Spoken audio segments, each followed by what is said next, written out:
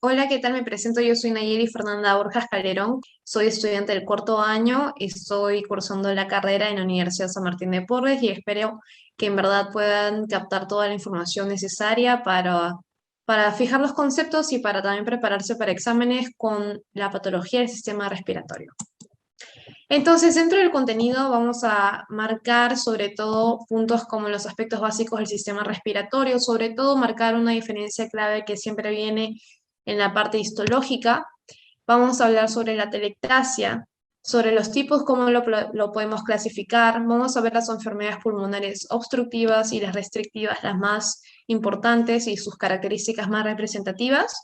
Vamos a ver también el edema pulmonar, sobre el tromboembolismo, infarto y la hipertensión pulmonar también. Asimismo, vamos a tocar un tema muy importante, sobre todo ahora, que es la neumonía, la tuberculosis pulmonar, que es un punto que todo peruano, y sobre todo si es estudiante universitario aquí en Perú, debería conocer, las micosis pulmonares, las más principales, y por último, aspectos con respecto al cáncer pulmonar o cáncer broncogénico. Entonces, sobre los aspectos básicos, aquí hacia la izquierda vamos a ponerlo acá. Tenemos dos partes a conocer que son muy importantes para nosotros, la zona de conducción y la zona respiratoria. Primero tienen que fijar y marcar hasta qué punto dura uno y cuándo va a iniciar el otro. La zona de conducción, como lo dice el gráfico, va a ir desde la tráquea hasta los bronquiolos terminales. Y luego vamos a tener nuestra unidad respiratoria. Como lo dice, unidad respiratoria, zona respiratoria, los bronquiolos respiratorios seguidos de los conductos alveolares y por último vamos a tener a nuestros sacos alveolares. Estos tres componentes son muy importantes para las patologías que vamos a ir viendo, ¿sí?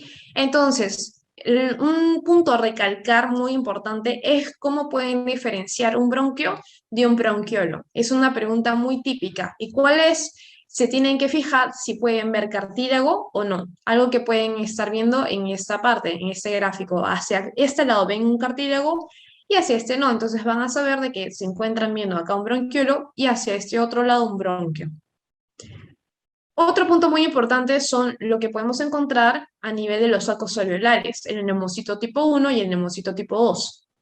El neumocito tipo 2 va a predominar en cuanto a cantidad, ocupa entre el 95% de las células que podemos encontrar y entonces, pues ese neumocito tipo 2 va a tener una función tan importante como la de secretar surfactante. El surfactante pulmonar va a comenzar a ser sintetizado aproximadamente en la semana 20 de la gestación y va a comenzar ya a va a generar un pulmón, digamos, maduro aproximadamente entre la semana 35. Entonces, la importancia del surfactante pulmonar es evitar que nuestros alvéolos se colapsen, es decir, que se hagan chiquitos, porque un alvéolo sano tiene que poder expandirse como también poder retraerse. Entonces, sobre los aspectos básicos también, ya que vemos patologías, tenemos que tener en cuenta que pueden entrar ciertas partículas hacia incluso nuestra cavidad alveolar, hacia nuestros sacos alveolares. ¿Cuáles son entonces las partículas más peligrosas en cuanto a tamaño? Entre las que van entre 1 a 5 micras, eso tienen que tenerlo en cuenta. Hacia este lado, por ejemplo, van a entrar partículas de 10 micras, ¿verdad? Y a partir de su tamaño, por ejemplo, unas partículas de 2 a 10 micras van a poder llegar hacia tamaños, hacia, por ejemplo, bronquios, bronquiolos. Luego, cuando vamos a ver nuestro saco alveolar, ¿qué partículas van a llegar? Y esas son las más peligrosas, las más pequeñas. Entre 1 a 5 micras es lo general. Entonces, sobre el esputo. El esputo generalmente, ya que estamos en una etapa virtual, no es que podamos ver muchos pacientes y tampoco vamos a poder ver muchos esputos, ¿no? En este caso. Por eso es que he traído algunas imágenes muy resaltantes. Tenemos este esputo que es típico del edema pulmonar, que va a ser ceroso, espumoso y rosado. Esa es su descripción. Como podemos ver, algo que pueden resaltar son muchas y muchas y muchas burbujitas. Por ejemplo, vamos a señalarlas acá para tenerlo más presente. Acá, acá, acá, muchas burbujitas. ¿Qué es lo que vamos a ver en un esputo mucopurulento, que es típico de una infección neumótica o bronquial? va a ser como un moco, ¿verdad? Se puede ver una estructura rara, como si fuera una silicona, una estructura con menos mocos a comparación de lo que vimos antes. ¿Qué vamos a ver cuando veamos entonces cuando estemos frente a un esputo purulento, que también se va a presentar en infecciones neumóticas o bronquiales? Vamos a tener prácticamente una característica de este y este, ¿verdad?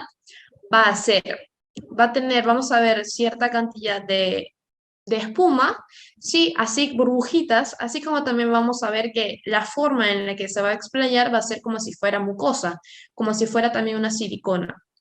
Y cuando vamos a tener nuestro tinte rojo es cuando estamos viendo un esputo manchado con sangre. ¿En qué casos podemos verlos? En cáncer, en tuberculosis, bronquiectasis y embolia pulmonar. Entonces, vamos a mover esto. Ya. Sobre la telectasia. Aquí vamos a tener tres tipos muy importantes que tienen que tener en cuenta. El de la reabsorción, compresión y contracción. Vamos a tener dos reversibles, ya que son la reabsorción y la compresión. Por otro lado, vamos a tener uno que no va a ser reversible y ya les voy a explicar por qué, y es el de la contracción. Ese ténganlo en cuenta. La reabsorción va a ser debido a que va a haber algo que nos va a obstruir aquí, ven en el dibujito, estamos acá en nuestro bronquio, se va a ir ramificando y va a haber algo que va a estar obstruyendo el paso del aire. Es ahí de que no va a haber una afección de la entrada del aire y por tanto también de la salida, ¿verdad? Y sobre todo lo que se va a afectar es que no sale. Entonces, aquí vamos a observar la atelectasia o el colapso pulmonar. Entonces, aquí ejemplos tenemos el asma, el tumor broncogénico o un cuerpo extraño. Esos se pueden ocupar en nuestras cavidades y generar este dibujo. Ya, entonces acuérdense que reabsorción es por obstrucción, esa es la palabra clave. Sobre la compresión, aquí va a ser un daño a nivel de nuestra cavidad pleural. Entonces, daño pleural, facilito. Como pueden ver en esta imagen, en nuestra cavidad pleural, que debe ser un espacio virtual, es decir, prácticamente sin nada, vamos a tener aquí líquido, por ejemplo, pero también puede haber aire o también puede haber algún tipo de material, como un tipo de neoplasia, por ejemplo. Entonces, aquí el ejemplo clave que siempre van a poner, o la gran mayoría de las veces, va a ser el derrame pleural. Si a ti te están hablando de que tu paciente presenta derrame pleural, un neumotórax, por ejemplo, un hemotórax, por ejemplo, un hidroneumotórax, entonces vas a estar pensando en, oh, este paciente tiene una atelectasia por compresión. Por otro lado, tenemos nuestro tipo de atelectasia no reversible, la contracción. Nuestro pulmón, como dije, tiene que ser capaz de expandirse como también de poder retraerse, ¿no?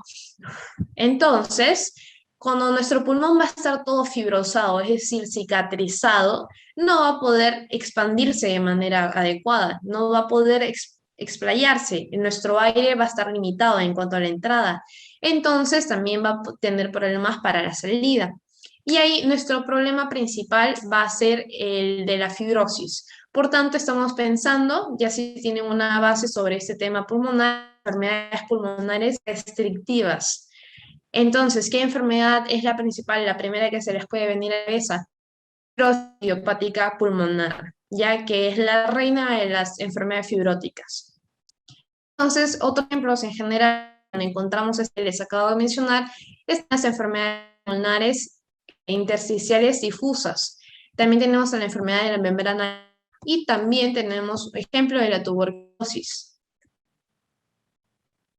Seguimos. Entonces, vamos a ver las enfermedades pulmonares obstructivas. Estos incluyen cuatro. Tenemos el enfisema, la bronquitis crónica, el asma y las bronquiectasias. Vamos a ver dos. Y justo estas dos van a estar a veces constantes, pero también se pueden presentar una de manera aislada en lo que conocemos como la enfermedad pulmonar obstructiva crónica, el EPOC.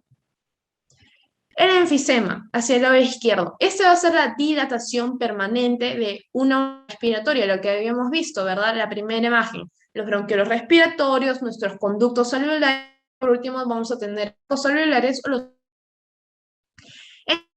¿Qué es lo que va a pasar acá? Porque es que va a ocurrir ese enfisema. ¿Qué es esta dilatación? Porque va a ser permanente, que es un punto importante, permanente. Es porque va a haber una mayor expansión, un mayor compliance y también va a haber una menor elasticidad, es decir, el retroceso, lo que les había dicho, recuerden, el pulmón se expande y se puede también retraer.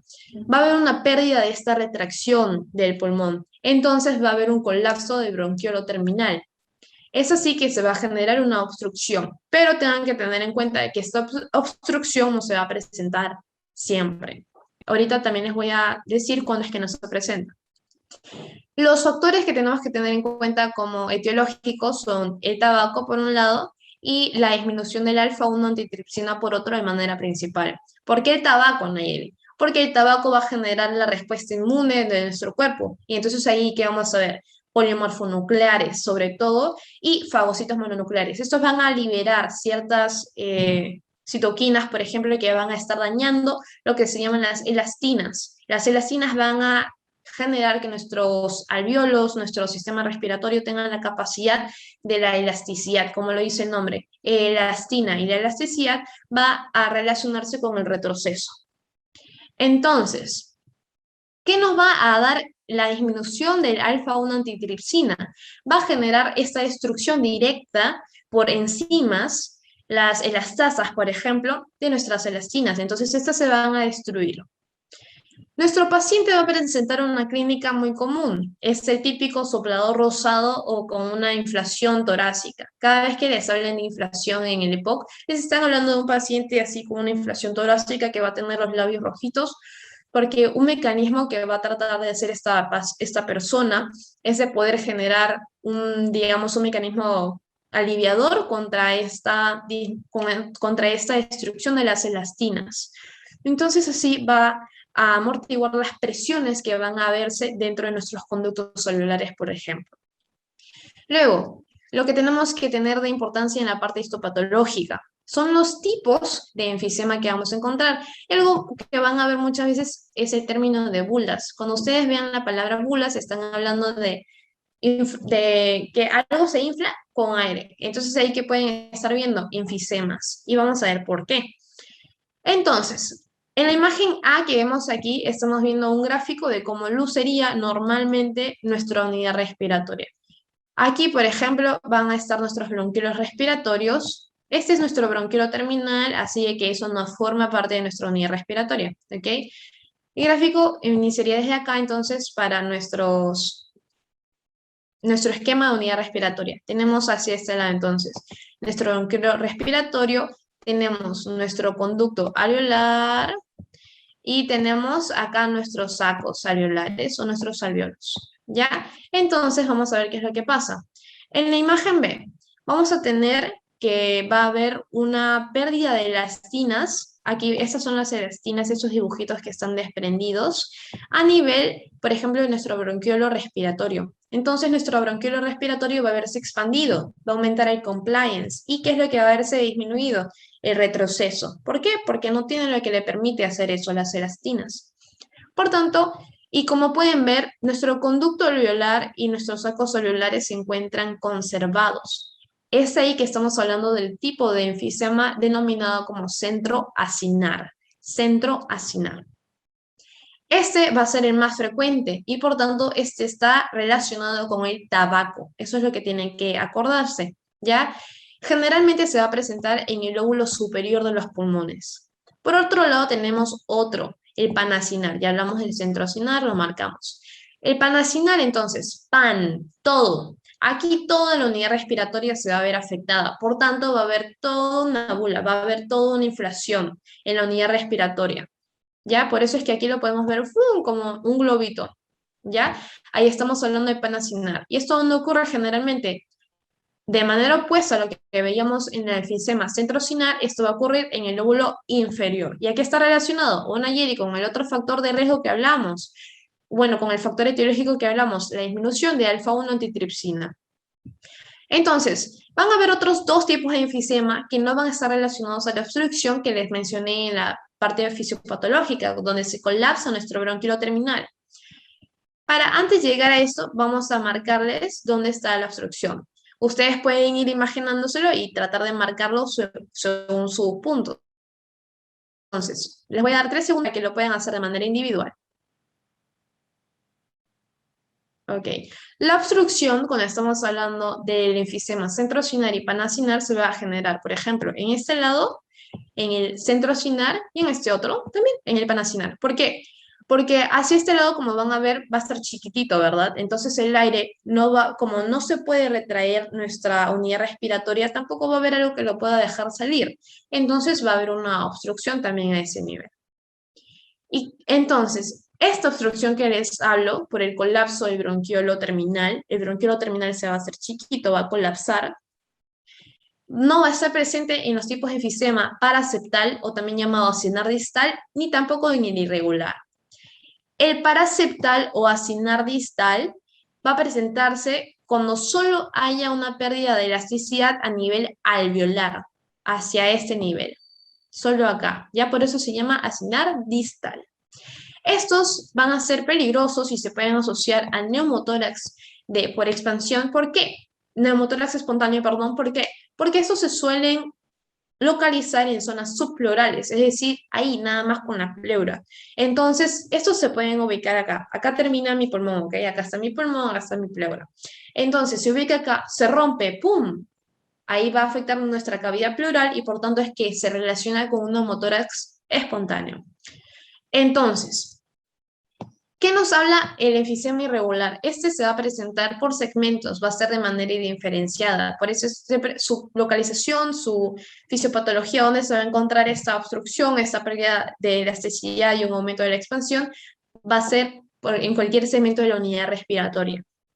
Y se va a asociar mucho a lesiones cicatriciales. Eso tiene que tenerlo en cuenta. Entonces, vámonos para el otro lado, la bronquitis crónica.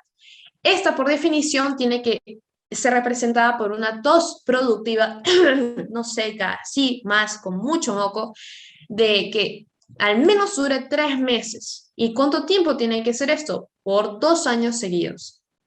Entonces estamos frente a una hipersecreción mucosa, una obstrucción mucosa también, y se va a relacionar con bronquios segmentarios y bronquiolos proximales, ¿ya? Y a la vez va a haber una relación con la fibrosis de manera irreversible. Recuerden que el enfisema es una dilatación permanente, también irreversible, por tanto. Entonces, ¿cómo va a ser nuestro paciente? Un fumador pesado. Es ahí donde tienen que ir relacionando las cosas. El enfisema y la bronquitis crónica se van a asociar en un concepto que se conoce como EPOC. El EPOC, el factor más importante de riesgo es el tabaco, un fumador. Entonces, ¿cuál es un factor muy importante en ambas patologías? Justamente es el tabaco. Por eso es que también se pueden ver relacionadas. Y entonces, va a ser fumador pesado, es más común, va a ser mucho más común entre un 4 o 10 veces, si es que es, perdón, la bronquitis crónica. Asimismo, va a haber una exposición de gases tóxicos en nuestro país. Por ejemplo, pueden presentarse señoras que estén cocinando generalmente con leña en la sierra. Y ese es un factor que va creciendo y creciendo y creciendo y que se puede ir viendo también en nuestra realidad nacional. Nuestro paciente va a ser el denominado como abotagado azul y puede presentar cor pulmonale y también insuficiencia cardíaca congestiva. Ya nuestro paciente, como pueden verlo hacia este lado, ahí señalamos, tiene la cara cianótica. Cuando generalmente, por ejemplo, tenemos una deficiencia, tenemos problemas con nuestra circulación sanguínea periférica, nuestra cara generalmente es muy vascularizada. Entonces, si perdemos este flujo, donde se va a notar muy notoriamente va a ser en la cara. Pueden ir relacionándolo también de esa manera. Nuestro paciente va a presentar abundante broncorrea, porque tienen que acordarse que de manera fisiopatológica, patológica, va a haber una hipersecreción mucosa. Entonces vamos viendo la parte patológica. Nuestra macroscopía, ¿qué nos dice? Van a haber pulmones hiperémicos y también con mucha tumefacción. Ok, lo tenemos como en cuenta. Otro punto importante es la parte microscópica. Aquí vamos a tener cómo se diferencian nuestros bronquios de cómo se van a ver nuestros bronquiolos de manera histopatológica. Vamos a poner otro color. Vamos a usar el celeste. Ok, entonces, Los bronquios, vamos a tener una hipersecreción mucosa, entonces, ¿qué tendría que aumentarse? Una hipersecreción por glándulas mucosas, perdón, submucosas. Entonces, algo característico va a ser una hipersecreción glandular submucosa. Y esto tiene que tenerlo en cuenta que se va a presentar en los bronquios, ¿ya? Luego vamos a ver un infiltrado inflamatorio agudo, pero aquí van a predominar obviamente los neutrófilos, pero va a haber una superposición sobre una inflamación crónica, ¿ya? Porque como lo dice el nombre, bronquitis crónica. ¿Qué vamos a poder encontrar también? Una pérdida del epitelio ciliado, una metaplasia escamosa, el epitelio va a cambiarse por un epitelio escamoso, eso es lo que significa, y en los bronquiolos, ¿qué es lo que vamos a poder observar? Una obstrucción luminal. Vamos marcando eso. Una metaplasia también de células calciformes se pueden ver. Además, nuestro luz va a verse disminuido. Sí, eso es un punto muy importante. Porque va a haber inflamación crónica, así también como fibrosis. Obviamente, la fibrosis también se encuentra en esta patología. Ya, entonces vamos a la imagen. Hacia este lado estamos viendo nuestra submucosa, por ejemplo, lleno de puntitos, viendo puntito, puntito, puntito, azulado, moradito. Eso significa que tiene una coloración basófila. Generalmente cuando ustedes tengan esta imagen de puntitos basófilos, moraditos o azules, tienen que pensar en un infiltrado inflamatorio. ¿Ya? Ahí fijo. Entonces, aquí estamos viendo, por ejemplo, que nuestro lumen se va a ir viendo disminuido y normalmente no tendría que haber estas cosas que estamos viendo acá, porque el lumen tiene que ser vacío. El lumen es vacío, un espacio donde tiene que transitar normalmente el aire. Entonces vamos a ver que se va a generar obstrucción y obstrucción.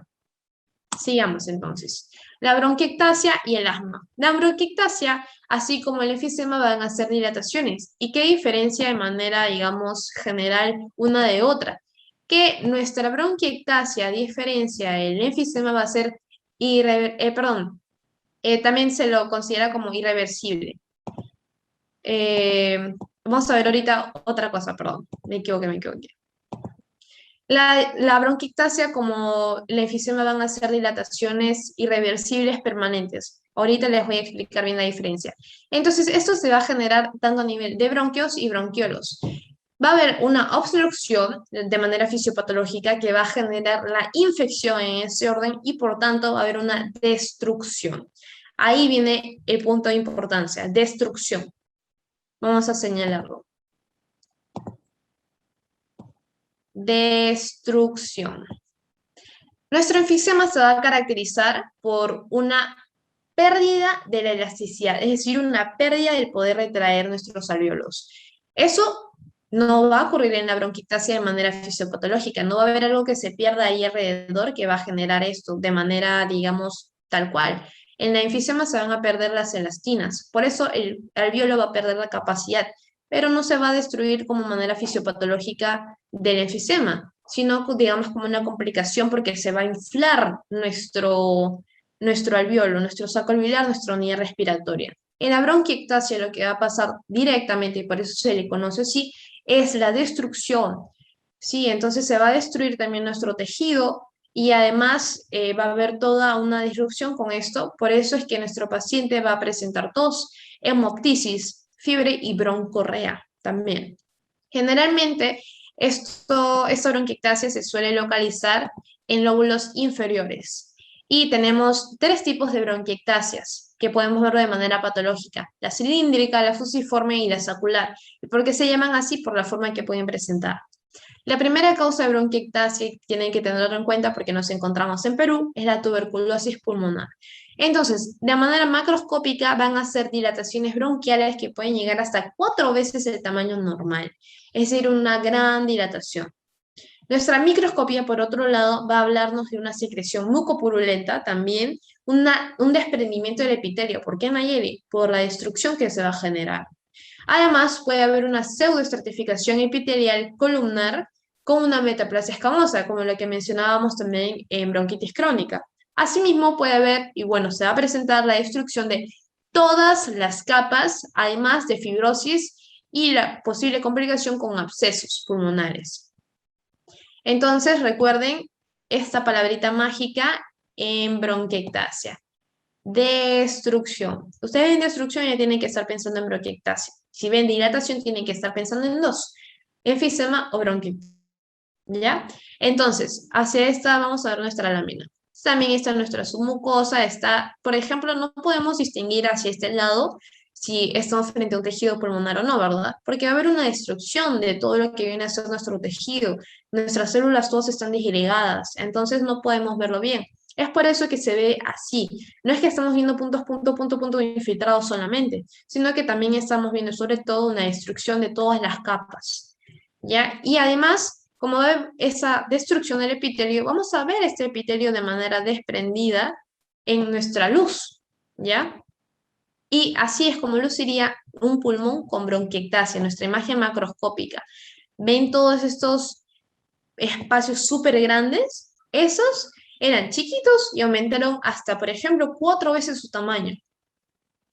¿Por qué? Porque hubo una obstrucción que causó una infección, ¿ya? Entonces, vámonos hacia el asma. El asma va a ser una enfermedad pulmonar crónica, también de hiperreactividad bronquial con broncoconstricción reversible. Aquí unas dos características que tienen que tener en cuenta es que el asma va a ser variable o también llamada heterogénea, además como reversible, ¿ya? Algo que lo va a diferenciar, por ejemplo, del EPOC.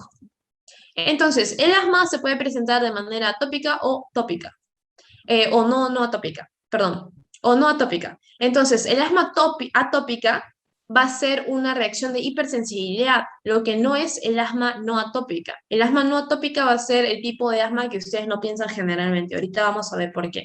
El asma atópica, entonces, es el típico que tiene una reacción de hipersensibilidad tipo 1, donde va a haber una inmunoglobulina E, mastocitos e histamina. De manera, digamos, la presentación inicial en fisiopatología de un asma atópica va a ser con la presencia de mastocitos. Y la célula que va a predominar en la inflamación crónica, en nuestro estadio crónico, van a ser los eosinófilos. Eso tienen que tenerlo en cuenta, ¿ya? ¿Qué habla entonces el asma no atópica? Va a ser, por ejemplo, una persona adulta, porque el asma atópica se suele generar en niños. Entonces, el asma atópica va a ser una persona grande, que por ejemplo tiene asma por hacer ejercicio, por el frío, ese tipo de asma, ¿sí? Donde no está involucrado, por ejemplo, las inmunoglobulinas. Entonces, si ustedes les hablan de IgE, ya tienen que estar pensando de un asma atópica, de la atopia, ¿ya? Entonces, la clínica, un paciente con una opresión de pecho con sibilancias, que son un signo característico, pero no patognomónico, cianosis y disnea. La macroscopía, ¿qué nos va a decir? Va a haber un pulmón hiperinsuflado, ¿ya? Un pulmón grande, hiperinsuflado. Sibilancia, perdón, con tapones mucosos. ¿Recuerdan cuando estábamos hablando, por ejemplo, de nuestra reabsorción, atelectasia por reabsorción? Un tapón mucoso luciría así. Ya. Entonces, en la microscopía que vamos a ver angiogénesis, sí, es decir, va a haber una generación nueva y nueva y nueva de vasos, perdón, va a haber hipereosinofilia también, ya estamos hablando de asma tópica, engrosamiento de membrana basal, una hipertrofia del músculo liso, y además va a haber un aumento de las glándulas submucosas y de su secreción. Vamos a irlo viendo acá.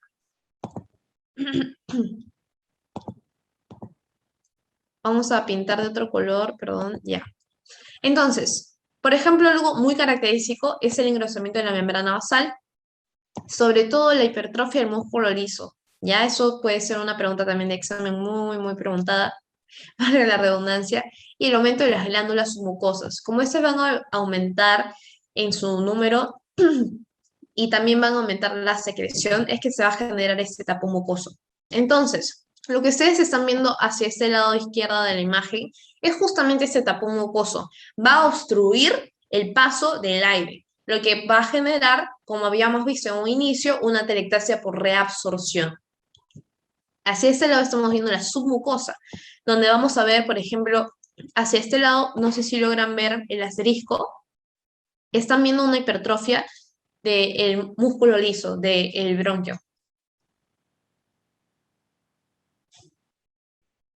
Luego, ¿qué otras cosas son muy importantes de ver? los cristales de Charcot-Leyden. No sé si alguno ya lo ha escuchado, y algo que tiene que tener entonces muy, muy, muy permanente en su cerebro es que estos cristales de Charcot se van a presentar en pacientes asmáticos. ¿Por qué?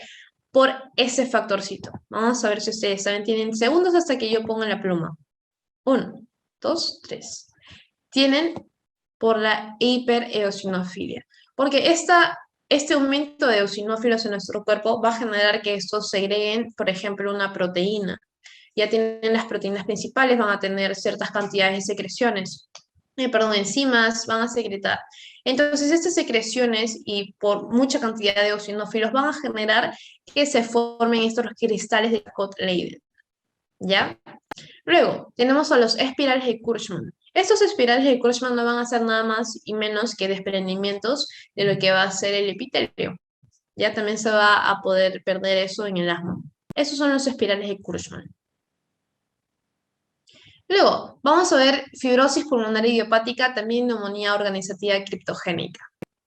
En cuanto a la fibrosis pulmonar idiopática, tienen que tener en cuenta que este es el número 1 en cuanto a las causas de neumopatías intersticiales restrictivas. Aquí, el factor de riesgo incluye el tabaco, los gases tóxicos, humo de leña, ¿sí? Así también como, por ejemplo, la enfermedad de reflujo gastroesofágico y la edad avanzada.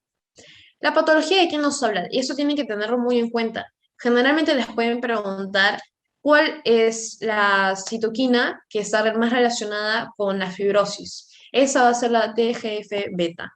En este caso estamos hablando de la beta 1. Ya esa puede ser pregunta de examen. A mí me la han hecho personalmente. Además va a haber un aumento de los miofibroblastos y depósito del colágeno.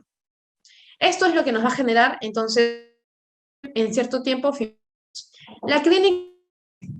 Nuestro paciente va a venir con crépitos tipo velcro, así como cuando tienen la cartuchera que tiene un pega-pega, lo despegan, lo pegan, ese sonidito es tipo velcro, así va a sonar. Además, tienen que nuestro paciente va a ser hipoxémico crónico, va a presentar cianosis central y algo muy característico de manera radiológica es el panal de abejas. Nuestra macroscopía, ¿qué nos va a decir? Va a haber una pleura engrosada, un aspecto empedrado. Eso va a ser lo que se denomina la fibrosis en un pulmón fibrótico, pulmonar y hepático. Entonces, en la microscopía, ¿qué es lo que vamos a ver? Vamos a señalar. Va a haber abundante fibrosis, eso lo dice el nombre, ¿ya? ¿En qué espacio? En el espacio intersticial, ¿ya? Porque esta forma parte del grupo de enfermedades en la enfermedades pulmonares intersticiales difusas, ¿ya? Cuando van a haber lesiones a nivel de ciertas áreas en el pulmón, se va a denominar lesiones en parche, ¿ya? Aquí tenemos un parche. Además, va a haber un infiltrado crónico. Entonces, ¿qué podemos ver acá? Vamos a hacer una tinción tricómica de Mason, por ejemplo, y vamos a ver nuestro colágeno con todo pintado de azul. Entonces, ustedes van a ver, se están hablando de que su paciente presenta crépitos tipo velcro y ustedes ven esta imagen. Ya está, tienen ahí dos cosas. Además de que es un paciente fumador, ya tres cosas ahí de regalo.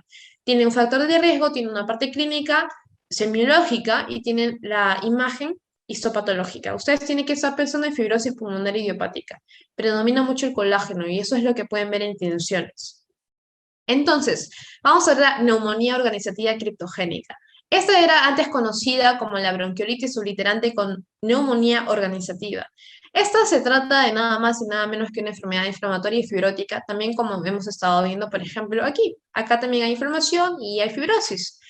Pero acá va a haber unas diferencias, ¿sí? Vamos a irlo viendo. La etiología de esta enfermedad es idiopática, pero también se la ha visto relacionada secundaria a diversas cosas, como incluyendo infecciones. Pero la etiología es idiopática, ¿ya? Como se le ve asociado de manera secundaria con otras patologías, se habla de una neumonía de etiología miscelánea.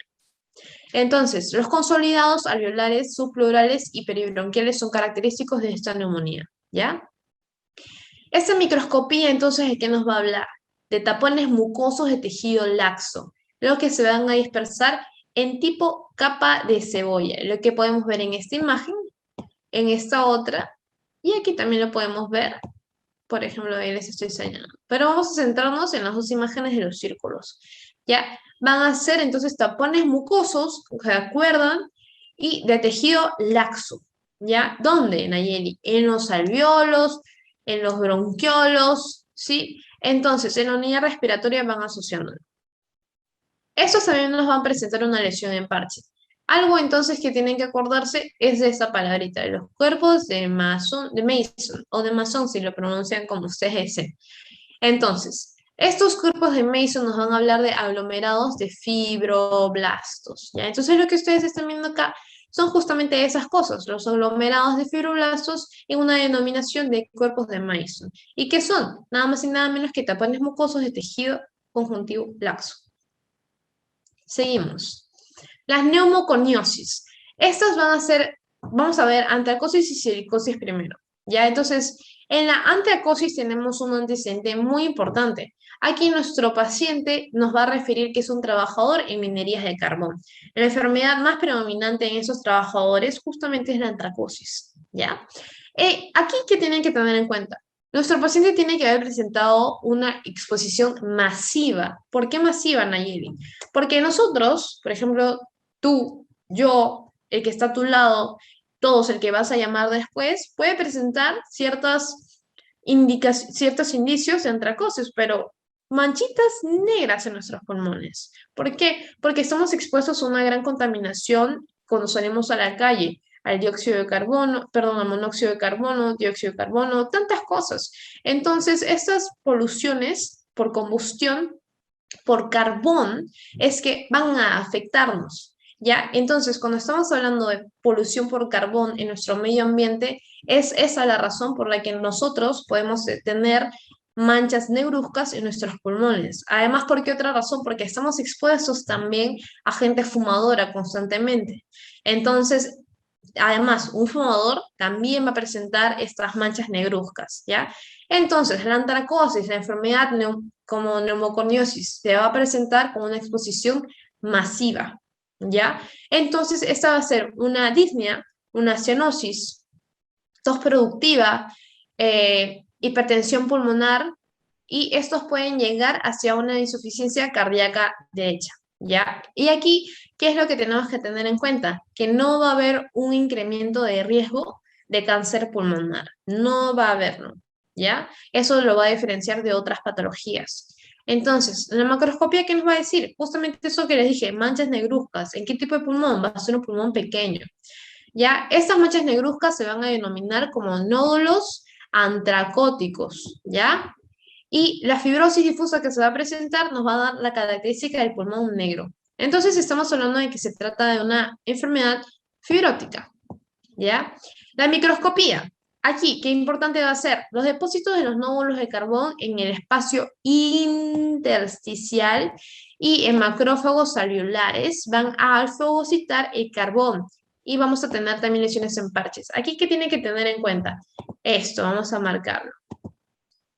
Los macrófagos celulares van a fagocitar el carbón. Entonces, estas manchitas que ustedes están viendo no son nada menos que sobre todo macrófagos fagocitándolo, pero también van a ver la presentación de estos nódulos antracóticos o de carbón en el intersticio pulmonar. ¿Ya? Entonces, vamos a tener 3 puntos a tomar en cuenta de manera clínica patológica.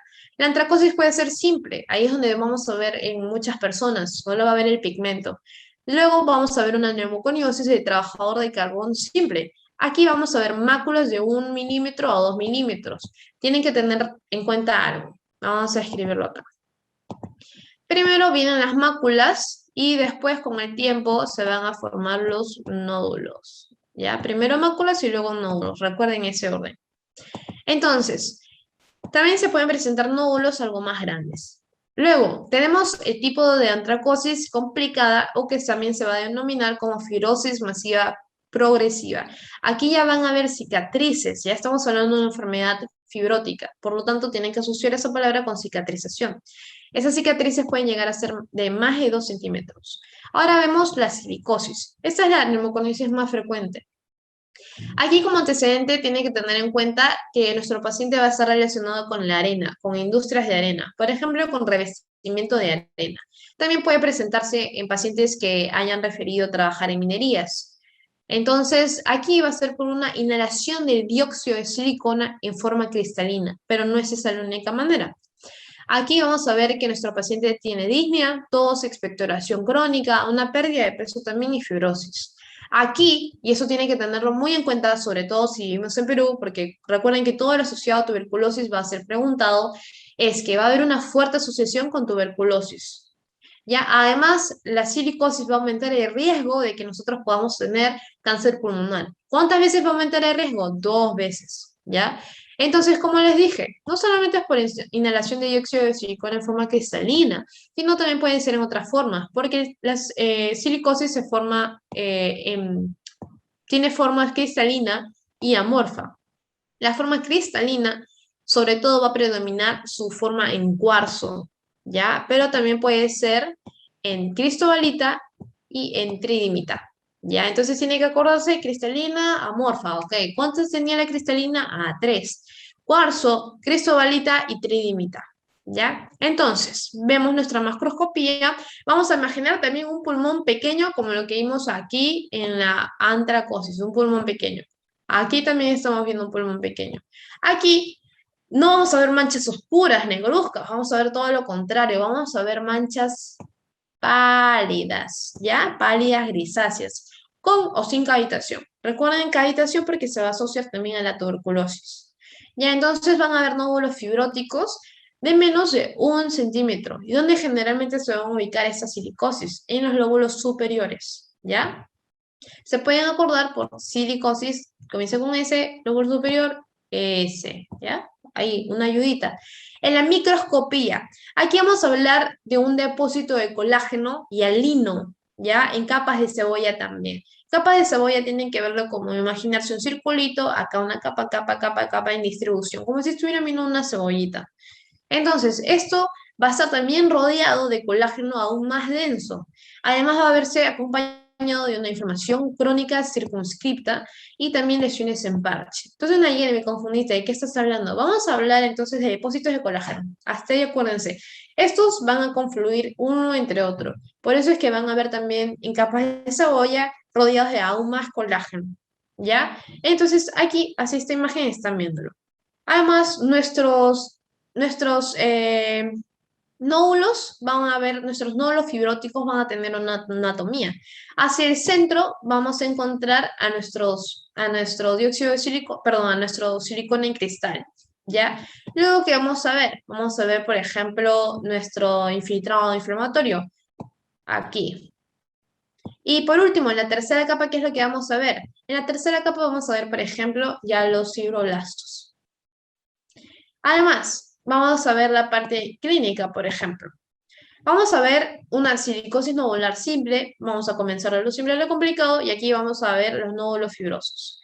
Luego, también se puede presentar como la antracosis. La manera más complicada es la fibrosis progresiva masiva o masiva progresiva. Y aquí va a haber tanto una coalescencia de estos nódulos que se va a generar toda una cicatriz y nos va a dar una imagen de panal de abeja en nuestra imagen radiológica.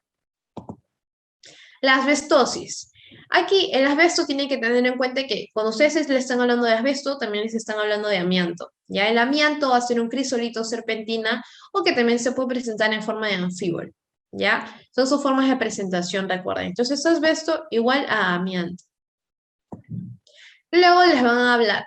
Nuestro paciente está relacionado a calaminas, textiles, cables eléctricos, plásticos o también guantes impermeables. Nuestro paciente va a venir entonces con disnea, con cianosis, también pérdida de peso y con crépitos velcro. Recuerden que cuando ustedes escuchan la palabra crépitos velcro, tienen que estar pensando en enfermedades fibróticas. ¿Ya? Entonces, con fibrosis. Entonces, la asociación va a estar con cáncer broncogénico y algo que siempre he preguntado es que la asbestosis se relaciona con el mesotelioma, ya el mesotelioma. Es un tipo de cáncer que se va a desarrollar a partir de la pleura. Ya entonces, en la macroscopía, ¿qué vamos a ver? Un pulmón también pequeño. Otra vez Nayeli, un pulmón pequeño. Sí, Nayeli, otra vez un pulmón pequeño. Pulmón pequeño. Este pulmón pequeño también va a ser muy duro y va a tener algo característico, ya que estamos hablando de un cáncer que se origina a nivel pleural, también tenemos que pensar en placas pleurales. En nuestras radiografías vamos a ver esto, ya entonces un punto muy característico también de la asbestosis es la presencia o el desarrollo de placas pleurales. Además, estas van a ser placas pleurales fibróticas y donde se van a generar normalmente en las zonas inferiores, muy cerca también al diafragma. Entonces, en la microscopía, ¿qué vamos a ver? Una fibrosis intersticial difusa. Además, algo muy característico son los cuerpos de asbesto que estamos viendo aquí. Estos cuerpos de asbesto también son denominados como cuerpos ferruginosos. ¿Y qué son? Es asbesto rodeado de hierro y calcio, ¿ya? Asbesto, entonces, más hierro, más calcio, pero ese es el asbesto rodeado por una capa de hierro y calcio. Y aquí los vamos a ver, por ejemplo, una tensión de hierro, ¿ya? Estos cuerpos parecen una bolita, una rayita y otra bolita. Así los van a ver, son muy clásicos, ¿ya? En esta otra imagen también los podemos ver, pero van a tener, como los están viendo a una visión un poco más lejana, no los van a ver tan claro como en la imagen de la derecha, pero los logran distinguir, ¿sí? Aquí están viéndolos. Aquí tenemos uno, otro, ¿ya? Asimismo, como estábamos hablando de una lesión pleural, recuerden que también podemos observar un derrame pleural. Entonces, vamos a ver con el edema. Vamos a usar otra vez el marcador. El edema. El edema pulmonar. Aquí tienen que tener en cuenta que van a haber 5 causas fisiopatológicas de esta causa. Perdón, para que se genere el edema pulmonar. Entonces, primero tenemos el aumento o la disminución de presiones. El aumento va a ser de una presión hidrostática y la disminución va a ser de una presión oncótica. Esto se puede generar, por ejemplo, el aumento de la presión hidrostática cuando hablamos de una patología a nivel de nuestra corazón izquierdo, una insuficiencia cardíaca izquierda, una falla cardíaca izquierda, insuficiencia cardíaca izquierda. Asimismo, vamos a verlo cuando se presente una estenosis mitral, ¿ya? ¿Cuándo vamos a ver una disminución de la presión oncótica? Antes tiene que tener en cuenta que la presión oncótica está dada por una proteína que se llama la albúmina. Entonces, cuando en una presentación de una disminución de la albúmina, una hipoalbuminemia, vamos a verlo entonces en casos como de cirrosis o síndrome nefrótico, unas patologías muy relacionadas a la hipoalbuminemia. Otro, ¿dónde vamos a ver un daño microvascular, que es una de las causas fisiopatológicas del edema, Nayeli? Vamos a verlo en infecciones, en gases tóxicos, por ejemplo. Otro, ¿dónde vamos a ver la obstrucción linfática? Lo pueden relacionar mucho con neoplasias, ¿ya? Porque recuerden que las neoplasias generalmente se suelen mover por nuestro cuerpo para las metástasis, digamos de esa manera, a través de nuestro sistema linfático, ¿ya? Hay muchas metástasis hacia ese nivel. Entonces, luego, el origen indeterminado. Aquí tienen que tener en cuenta dos puntos, las grandes alturas y el factor neurogénico. En grandes alturas, eso es lo que podemos ver en nuestra realidad nacional. ¿Por qué? Porque cuando una persona va a subir y subir y subir y subir muchos metros sobre el nivel del mar, puede generar también que se provoque un edema pulmonar que va a hacer que, ¡pum!, tengas que bajar de manera muy rápida para tratar esto, ¿sí? Entonces, en la macroscopía, ¿qué vamos a ver? Vamos a hablar de un pulmón muy pesado y además húmedo, ya un edema, edematoso. Entonces, nuestro pulmón puede agrandar su tamaño, su peso, por más de 3. Entonces, nuestro pulmón va a pesar entre más de 1,2 a más de 1,3 kilogramos, para que vean qué pesado. Y además, en la microscopía vamos a poder ver algo muy característico, que es la congestión o ingurgitación capilar alveolar. ¿Qué más, Nayeli? Estamos hablando de edema. Edema intersticial y también alveolar, tenganlo en cuenta. ¿Ya? Entonces edema. ¿Qué más? Nuestros alveolos se van a llenar de líquido. Líquido con material, entonces, proteináceo eosinofílico, nada de rosadito. Eosinofílico, ¿ya? Entonces, antes de pasar a los otros puntos que están aquí abajito, sobre nuestra imagen. Ustedes tienen que siempre ver en qué tejido están, ¿ya? Entonces, yo ahí lo veo y digo, pucha, ahí veo cosas blancas por los extremos, por los lados, por aquí veo espacios blancos. Pero acá no.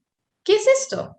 Bueno, me acuerdo que hay una patología que se llama pulmonar donde hay alveolos que se van a llenar de líquido. Ese líquido tiene que ser rosadito, eosinofílico, va a ser un material proteináceo. Ah, es tejido pulmonar. Ok, me acordaba de esta patología. Ah, se llama edema pulmonar. Entonces, voy a ver por otro lado que va a haber una ingurgitación Capilar alveolar. Miren por acá, ingurgitación capilar alveolar.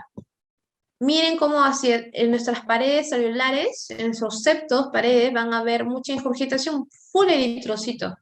Ya, además, estas son las dos características principales que pueden ver, pero tienen que acordarse de otra, el edema intersticial, ¿ya? Porque desde el intersticio va a pasar hacia los alvéolos. Entonces, otra característica que vamos a tener en cuenta son nuestros macrófagos con hemosiderina. Pero ¿dónde se va a presentar? Justo en esta patología que les mencioné, en la insuficiencia cardíaca. Estos van a tener un nombre común, ¿ya? Es esta imagen que vemos acá. Son las células de insuficiencia cardíaca, un nombre tan simple. Estos entonces lo que ustedes están viendo son macrófagos con full hierro, hemosiderina, ¿ya? Por eso es que se tiñe de ese color. Además, ¿qué podemos ver? Podemos agregarle fibrosis, podemos agregarle también un engrosamiento de paredes alveolares. Sigamos. El tromboembolismo pulmonar y vamos a ver también el infarto pulmonar. En tromboembolismo, ¿cuándo tenemos que sospechar de esto? Cuando nuestro paciente nos dice que le han diagnosticado trombosis venosa profunda, ha tenido algún historial de este, está relacionado con trombosis venosa profunda. Nuestro paciente fuma, ha tenido una cirugía traumática, es una mujer que está recibiendo estrógenos, hay una neoplasia activa, fractura de fémur. ¿Ya? Entonces aquí vamos a ver nuestra triada de Virchow. ¿Se acuerdan de la triada de Virchow? Vamos a ver, 3 segundos. ¿Lo respondiste? Entonces tenemos hipercoagulabilidad por un lado, éstasis venosa por otro lado, y vamos a tener nuestra lesión endotelial. Ya, muy importante, nuestra lesión endotelial. Luego, ¿qué vamos a ver? Vamos a dibujar bien la H. Aquí, ya. La trombosis va a verse relacionada con una hipertensión pulmonar, así también como con falla cardíaca o insuficiencia cardíaca, que son sinónimos. Los émbolos van a verse más frecuentemente cuando nuestro paciente nos refiere trombosis venosa profunda. Luego, el tromboembolismo en silla de montar. Eso tienen que tenerlo en cuenta, ya se los pueden presentar como imagen. Eso es un tromboembolismo en silla de montar. ¿Qué es? Aquí nosotros salimos, ¿verdad? Acá está nuestra arteria pulmonar, nuestro tronco de la arteria pulmonar, y aquí tengo mis bracitos, mis bifurcaciones, hacia el lado derecho y hacia el lado izquierdo. Entonces, cuando va a haber un émbolo acá, va a ser mi cabeza el émbolo, eso es un tromboembolismo en silla de montar, ¿ya? Cuando está ubicada en la bifurcación de las arterias pulmonares. Hacen así, se acuerdan de su cabeza, es el émbolo. Entonces, el infarto masivo pulmonar va a ser causado por ese trombo. ¿Y qué más puede generarnos? Un cor pulmonare agudo. Además, esto nos puede llevar a la muerte súbita.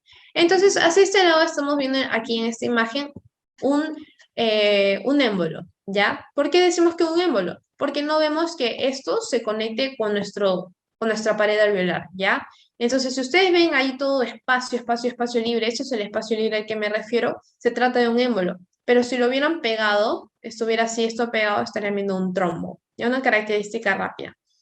Entonces, ¿qué más podemos ver? Si no, también aquí no es todo color rojo, si no hay color rojo y también hay color, digamos, tiene que ser más claro. No color rojo, debería ser algo más blanco. La característica acá se llama líneas de Sand. Estas suelen ser líneas rojas sobre línea blanca. ¿Y por qué? Porque acá predominan los eritrocitos y sobre este predomina los leucocitos. Ya, entonces vamos a ver leucocitos fibrina combinadas con eritrocitos. Entonces, vamos a ver el infarto pulmonar. Estos van a ser muy raros porque va a haber un mecanismo que el pulmón tiene tan inteligente que es la doble circulación. Ya, entonces este está muy vascularizado, tiene la doble circulación.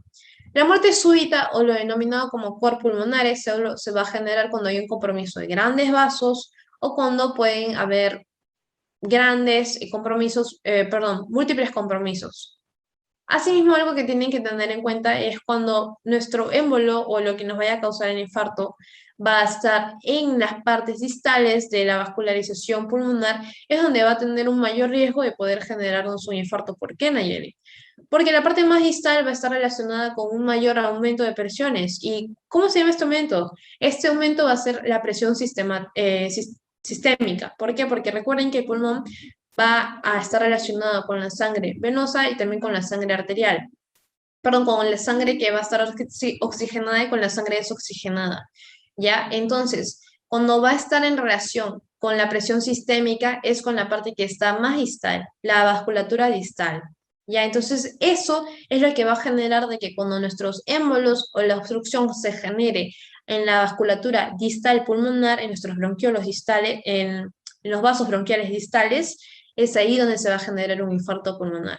Pero si se genera de manera proximal o en cualquier otro ladito, ¡fum! Otro vaso va a hacer el mecanismo compensatorio. Por eso es que muy rara vez se generan infartos pulmonares, porque hay este mecanismo de que el pulmón es muy vascularizado y tiene doble circulación.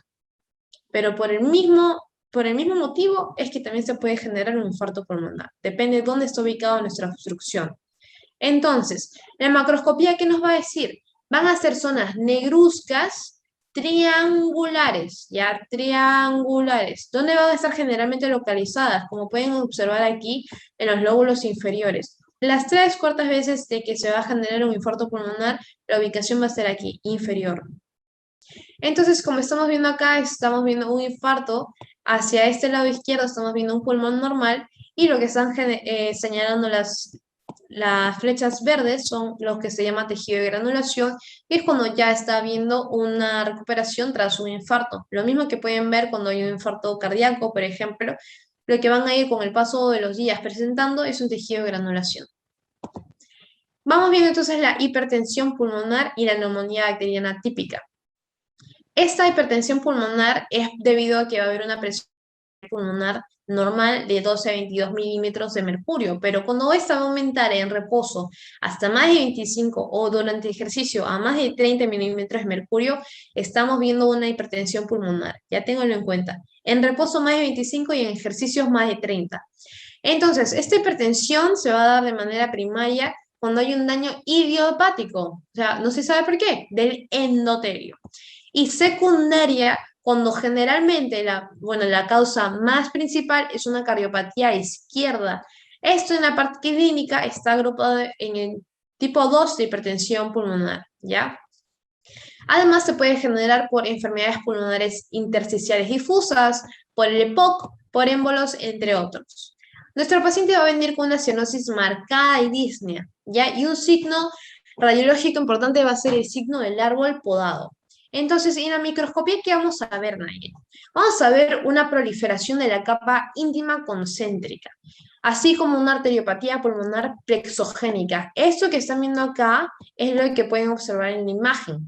Eso es un punto muy característico, ¿ya? Y esto nos va a dar a entender, si es que lo vemos, que es difícil de ver, que estamos frente a una hipertensión pulmonar severa, ¿ya? Está asociado a casos severos.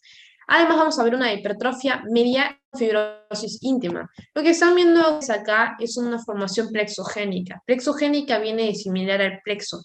Van a ver un desorden. Además, como va a haber, en todo esto están viendo una proliferación de la capa íntima, también están viendo ahí mismo una hipertrofia de la capa media y están viendo todo un desorden. Entonces, cuando ustedes están en tejido pulmonar, porque lo sacan porque aquí ven los espacios alveolares, ven que están frente a las paredes alveolares, ¿sí? Están viendo que están en tejido pulmonar. Y ustedes ven esta imagen desordenada, acercan la visión y pueden ver que están frente a una proliferación de la capa íntima, una hipertrofia de la capa media. Ustedes tienen que pensar una hipertensión pulmonar. Además, si le dicen los puntos clínicos, tienen que asociarlo aún más y tienen que pensar de que ese paciente ya es severo, ¿ya? Entonces, sobre la neumonía bacteriana, aquí la etiología es por un neumococo, Streptococcus pneumoniae, ¿ya? La clínica, fiebre, disneas, crepitantes y también dolor, es lo que nos va a referir nuestro paciente. Las complicaciones se los he traído en una neumotecnia ODEA. La O viene con la organización, la D viene con la diseminación, la E viene con el empiema y la A viene con los abscesos. Entonces, la macroscopía, ¿qué nos va a decir? Nuestro pulmón va a ser un pulmón congestionado, va a presentar hepatización roja, después gris y al final resolución. Estos 4 puntos son las 4 fases de una neumonía bacteriana típica y se los tienen que memorizar. Congestión, hepatización roja, hepatización gris y resolución. Estos van a ser caracterizados debido a lo que uno puede observar en el microscopio. En una congestión va a predominar justamente lo que dice ahí, una congestión o ingurgitación capilar. Ya van a ver full eritrocitos como algo que pueden ver acá. Ya, entonces, en la hepatización roja, va a haber una disrupción en un tejido, digamos, normal, pulmonar, y lo que vamos a ver va a ser de que nuestra lámina nos está dando a ver algo que es muy parecido al tejido hepático. Es por eso que se le llama así. Y como las células que van a predominar son los eritrocitos, es que se le llama hepatización roja. Por otro lado, lo que va a ocurrir después es una hepatización gris, donde esos eritrocitos se van perdiendo y lo que va a ir predominando son los blancos.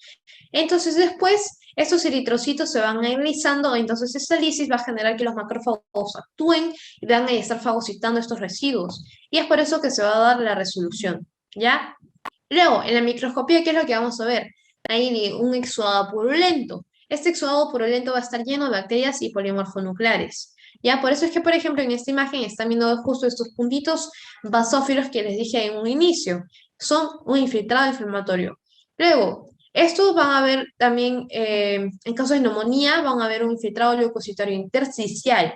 ¿Ya? Además, los vasos congestionados, que es muy importante. Entonces, hacia este lado podemos observar, por ejemplo, nuestro alveolo, si bien está lleno, todo este lumen, ese espacio alveolar debería estar vacío, está lleno, la morfología de nuestro espacio alveolar no está perdida, porque si pueden observarlo bien, pueden llegar a diferenciar cuál es el espacio alveolar, por ejemplo, aquí, ¿verdad? Acá donde estoy señalando, pueden observarlo. Entonces estamos viendo una neumonía bacteriana. Aquí están viendo full infiltrado inflamatorio y también pueden llegar a ver la congestión. Sigamos. La tuberculosis pulmonar tan en nuestro medio. Aquí entonces tenemos que recalcar los factores de riesgo. ¿Cuáles son los factores de riesgo, Nayeli? Diabetes mellitus tipo 2, la cirrosis, el síndrome nefrótico, la insuficiencia cardíaca congestiva, la depresión, neoplasias, desnutrición y el estrés. Porque recuerden que nuestro estado de ánimo también está relacionado con nuestro sistema inmune. Entonces, se puede presentar una lesión primaria o también conocida como TBC primaria, que son aproximadamente 3 semanas después del post-contacto, así como la TBC secundaria, ¿ya? Entonces, esta lesión primaria, la palabra clave es el complejo de Ghosn, ¿ya? Porque cuando ustedes salen de eso, ya tienen que estar viendo y pensando en que están frente a una tuberculosis primaria. Esta es nada más y nada menos que una lesión caseosa subpleural, además que va a haber un ganglio caseoso, ¿ya? Entonces, van a haber tres posibilidades de evolución: la progresiva, la curación o la latencia. La progresiva nos habla de un factor pulmonar y extrapulmonar. En el pulmonar vemos una neumonía lobar inferior gaseosa o miliar. En la extrapulmonar estamos hablando de una diseminación hematógena. Y aquí vemos el sistema nervioso central, el hígado y el riñón. En la curación estamos hablando de lesiones fibróticas y también cicatriciales del complejo de Ghosn. Su resolución, la curación. Entonces, en la TBC latente, ¿qué? Aquí vamos a tener de que esa TBC latente se puede llegar a reactivar o reinfectar. Y es ahí donde vamos a tener por evolución nuestra TBC secundaria, ¿ya? La TBC primaria se suele dar en niños, mientras que la TBC secundaria se suele dar en adultos. Algo para que vayan también diferenciando. Entonces, el pulmón va a presentar granulomas gaseosos. Granulomas gaseosos. ¿Dónde, Nayeli? Generalmente los ápices pulmonares. ¿Por qué? Porque ahí es donde hay más aire. Entonces, de manera extrapulmonar se presenta, como mencioné antes, con una diseminación hematógena. Entonces vamos a la parte patológica, isopatológica. Vamos hacia este lado cómo luce un granuloma gaseoso. A nivel central, lo que vemos acá es nuestra necrosis gaseosa. ¿Qué le sigue? Por ejemplo, vamos a estar viendo, perdón, vamos a dibujarlo mejor.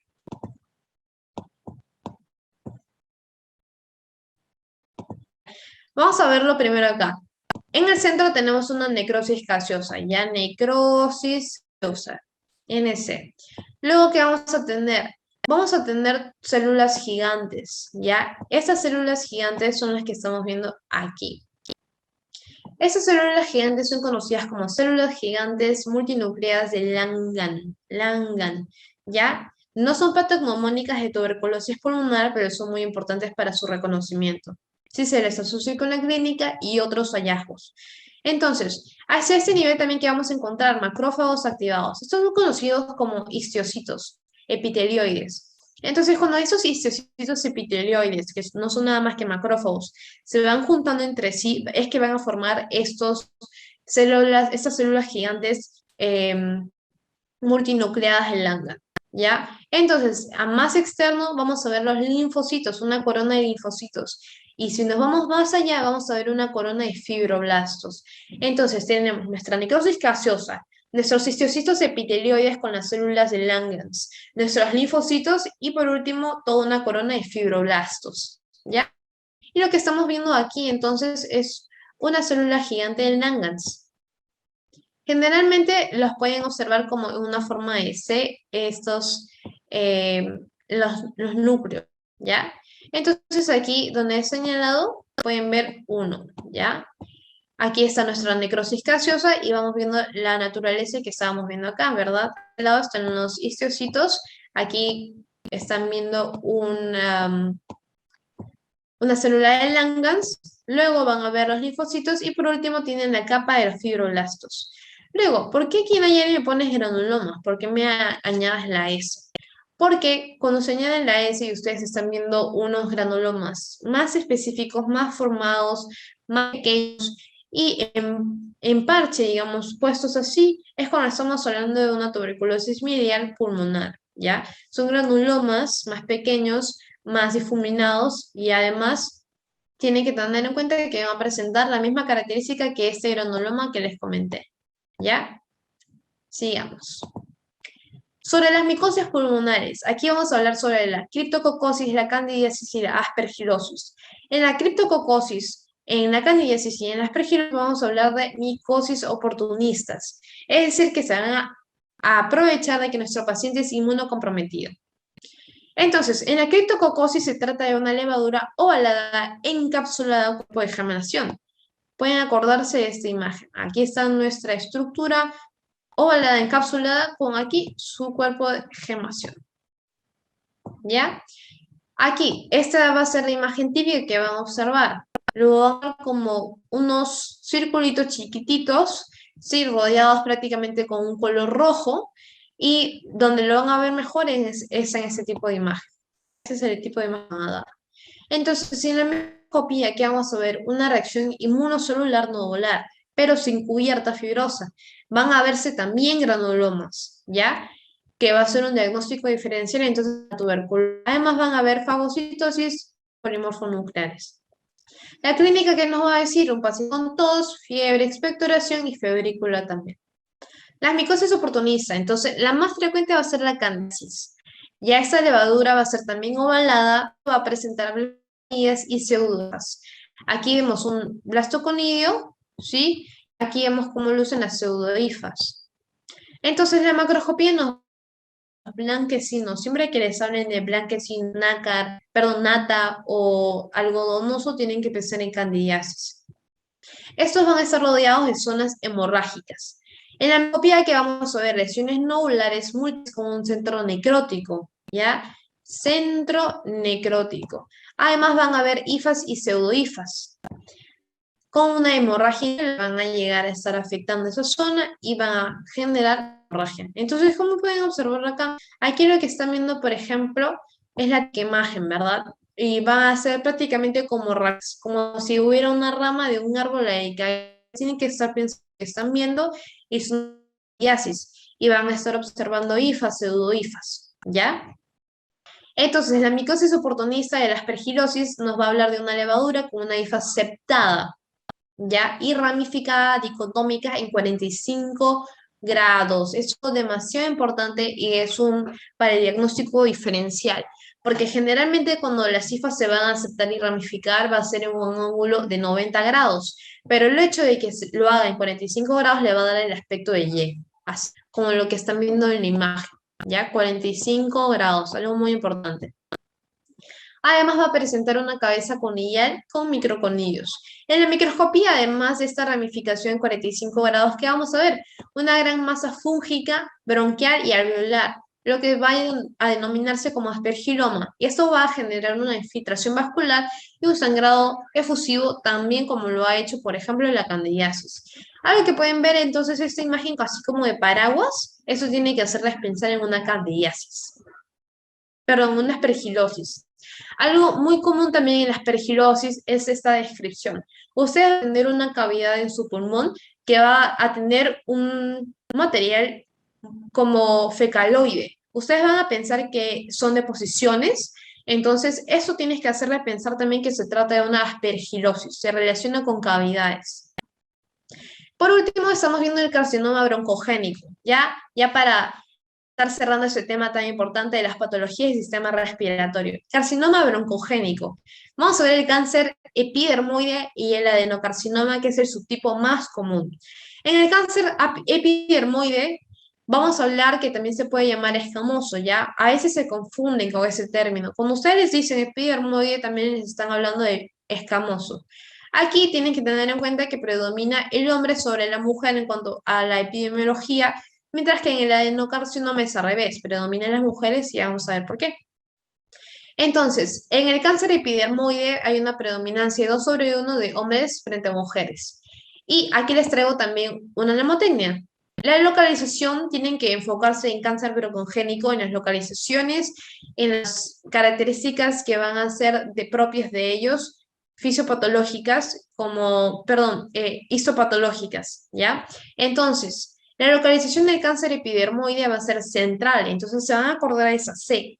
Va a ser para cavidades, cigarrillos y para hipercalcemia, la C, calcio, ¿ya?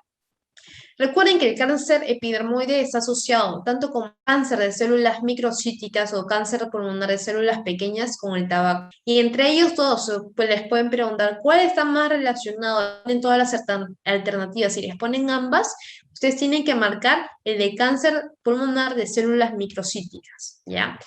Recuerden que este cáncer epidermoide está relacionado con las cavidades pulmonares. Esto es un crecimiento rápido local, las metástasis van a presentarse de manera tardía y también pueden generar atelectasia que mencioné. Entonces, la local central peribronquial, ¿ya?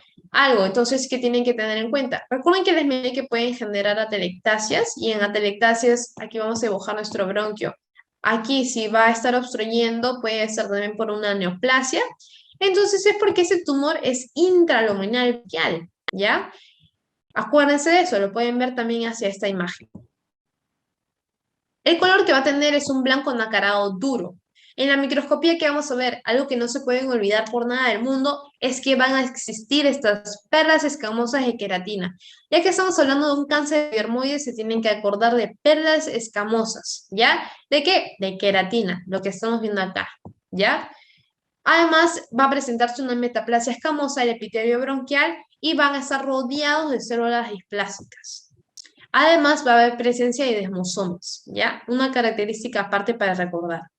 En el adenocarcinoma, que es el subtipo más común, como mencioné, la epidemiología nos habla de que va a ser una mujer no fumadora o en general un paciente no fumador, pueden estar relacionados a ser pacientes fumadores pasivos.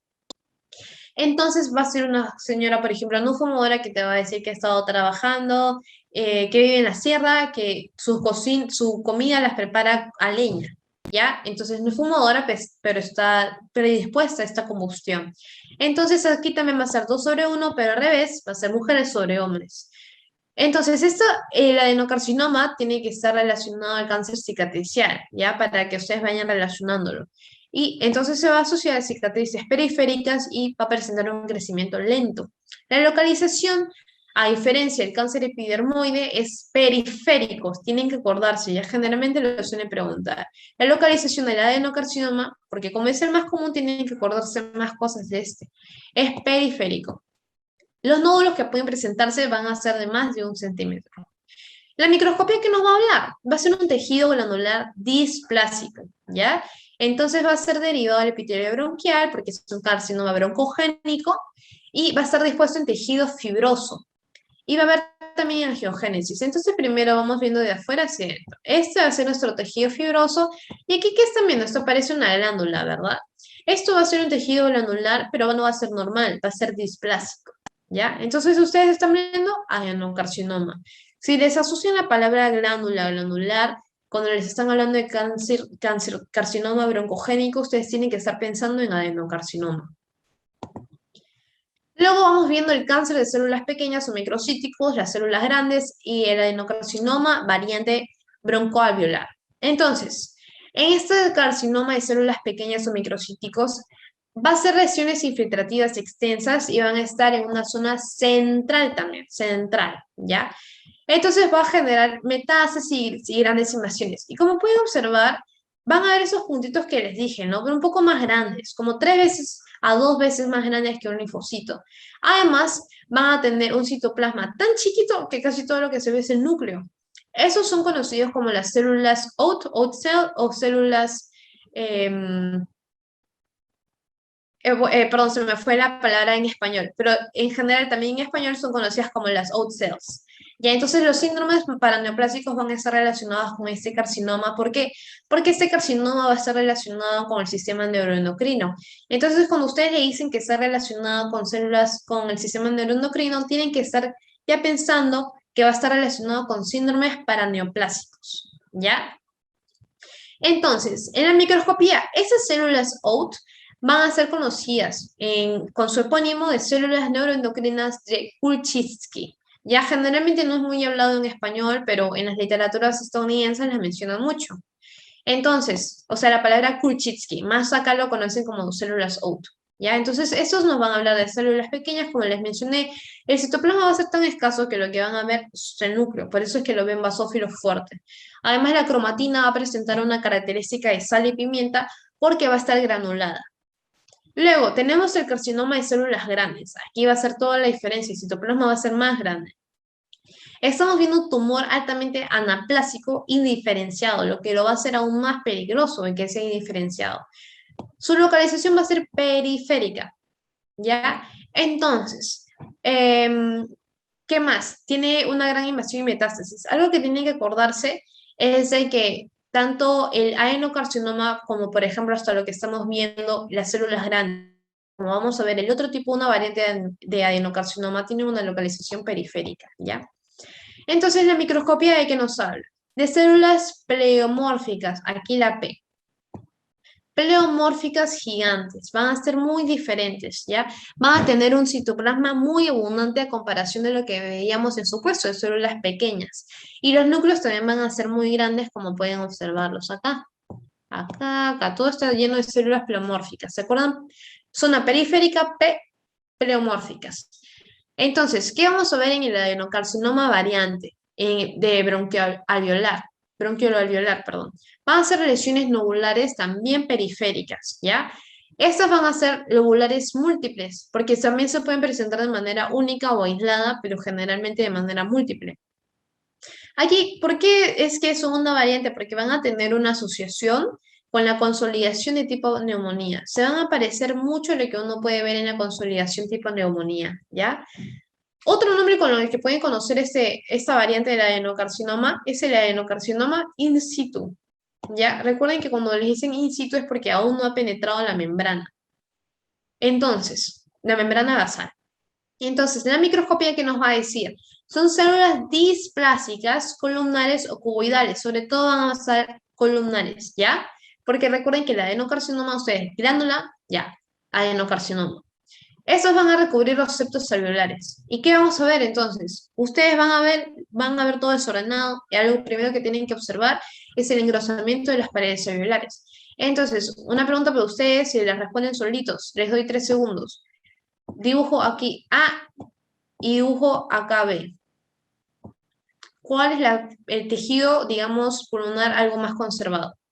1, 2, 3. ¿Respondiste bien? Es el A. El B es donde podemos ver este engrosamiento que mencioné de paredes alveolares. Para ver un poco mejor la característica de las células displásicas columnares o cuboidales, tienen que hacer un mayor acercamiento. Entonces, con esto terminamos, ¿sí? Vamos a ver el tumor carcinoide bronquial y la metástasis pulmonar. El término carcinoide lo va a relacionar con el sistema neuroendocrino. ¿Ya? Entonces, el 1 al 5% de los tumores pulmonares van a ser estos tipos. Y así como el carcinoma epidermoide que les mencioné, que era endobronquial intraluminal, ese también va a ser luminal, ¿ya? Entonces, son localmente invasivos y la metástasis en estos va a ser muy rara. Ya se pueden acordar porque justo mi Nayeli hizo esta clase y puso tumor carcinoide bronquial justo al lado de la metástasis pulmonar, al revés. Entonces, las lesiones nodulares van a tener una localización central, pero también pueden ser periféricas. Ahí, ojo, ya son ahí, la localización va a ser mixta. Predominantemente suelen ser bronquiales mucosos. La clínica que nos va a hablar entonces es un síndrome carcinoide. Va a presentar flashing, cianosis, diarrea, además va a haber tos crónica y también puede haber un aumento de serotonina. Luego, la microscopía, ¿qué nos va a decir? Van a ser estructuras celulares organoides en islotes. Esos son nuestros islotes. Aquí separadito, otro islote, otro islote, otro islote. ¿Ya? ¿Y cómo van a estar separados? Por un tejido fibrovascular. Es por eso que estos se van a conocer como nidos de células neuroendocrinas. Recuerden que la mención de carcinoide se asocia con neuroendocrino. Y como en esta imagen macroscópica vemos cómo es un tumor luminal. En la metástasis pulmonar vemos que este pulmón va a estar ubicado, el pulmón, perdón, es el sitio más frecuente de metástasis. Es decir, desde otros órganos hacia el pulmón, ese es el más común. Los tumores entonces van a estar relacionados con el sistema nervioso central y las tiroides de manera más frecuente. Asimismo, se relacionan con testículos, con el pulmón contralateral, con riñones y con melanoma. La tendencia va a ser de bipulmonar y la manera va a ser periférica sobre todo. La diseminación va a ser hematógena y linfática. Y en la macroscopía, ¿qué es lo que vamos a ver? Círculos blancos, nódulos blancos, como en tipo balas de cañón, ¿ya? Esa es la característica que se les da. Balas de cañón. Asimismo, tienen que recordar que pueden estar asociados con zonas hemorrágicas contiguas, ¿ya? Y otro punto de las metástasis pulmonares es que estos pueden estar asociados a poder metastasizar hacia mama, colon, próstata y vejiga, ¿ya? Entonces, con todo eso dicho, en verdad, muchas gracias por la atención. Y bueno, aquí les dejo mi contacto y también la página donde es una página de Instagram donde subimos información de estudiantes de medicina para que ustedes puedan consolidar conceptos en el curso. Gracias.